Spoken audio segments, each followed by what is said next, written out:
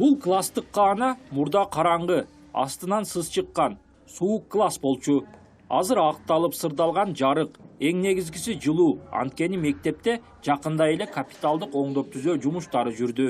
Мурда пол жок, үстүнөн тамчы өтүп, суук сыз болчу. Азыр ремонттолуп, үстүнөн тамчы өтпөй, пол жакшы болуп, жылуулук болуп, жакшы билимдерди алам.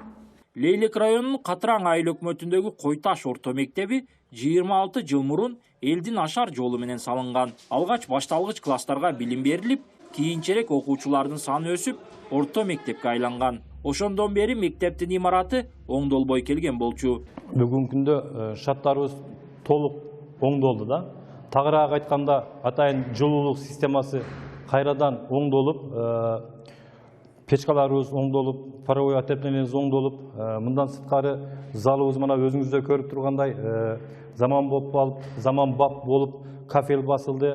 Мындан сырткары ар бир класстык каналарыбыз пол болуп оңдолду. Мектеп 90 окуучуга ылайыкташып салынган. Бирок бүгүнкү күндө 140 окуучу билим алууда. Имаратта 7 класстык каана бар. Мындан улам айыл өкмөтү мектептин келечекте экинчи кабатын курууну пландаштырууда. Мектепте класс каналар жетиштүү эле.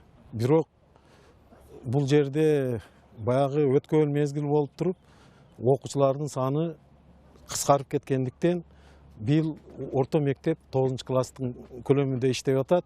Буюрса жаңы конуштар пайда болду. Быйыл 1 класска 22 окуучу кабыл алынды.